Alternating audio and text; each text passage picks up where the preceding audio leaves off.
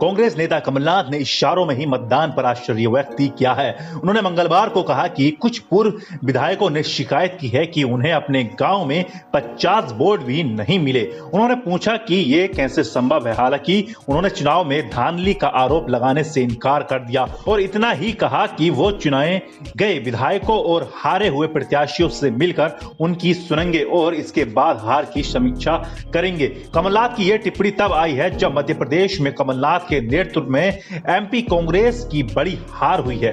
BJP को 160 से ज्यादा सीटें मिली हैं, जबकि कांग्रेस सिर्फ 66 सीटों पर ही सिमट गई है।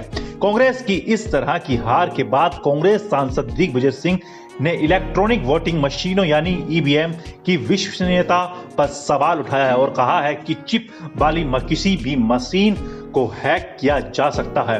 बहरहाल कमलनाथ ने कहा कि वो पार्टी के खराब प्रदर्शन के कारणों का विश्लेषण करने के लिए पार्टी उम्मीदवारों के साथ चर्चा करेंगे। कुछ कांग्रेस नेताओं द्वारा ईवीएम हैकिंग का आरोप लगाने के बारे में पूछे जाने पर कमलनाथ ने कहा, बिना चर्चा किए किसी नतीजे पर पहुंचना सही नहीं होगा। मैं पहले सभी से बात करूंगा। उन्होंने चुनाव नतीजों पर आश्चर्य व्यक्त किया और कहा कि जनता का मूड कांग्रेस के पक्ष में है। उन्होंने कहा, आप भी जानते हैं कि मूड क्या था। आप मुझसे क्यों पूछ रहे हैं? लोगों से पूछिए। कुछ विधायक मुझसे कह रहे हैं कि उन्हें अपने गांव में 50 वोट नहीं मिले। ये कैसे संभव है?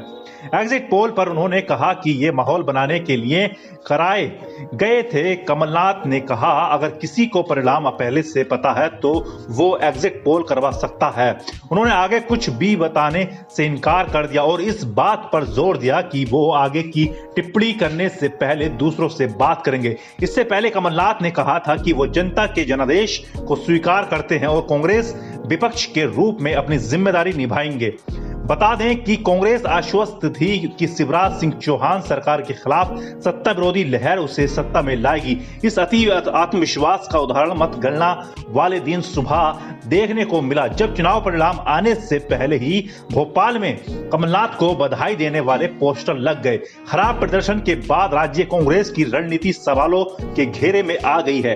इंडिया गठबंधन के सहयोगियों के साथ कमलनाथ का व्यवहार भी सवालों के घेरे में आ गया है। सीट बंटवारे की बातचीत के दौरान अनुभवी कांग्रेस नेता की अनिच्छा और समाजवादी पार्टी के नेता अखिलेश यादव पर उनकी टिप्पणी ने काम में रुकावट डाल दी और सहयोगियों ने अलग अलग चुनाव लड़ा। इससे वोट बट गए, जिसका फायदा बीजेपी को हुआ।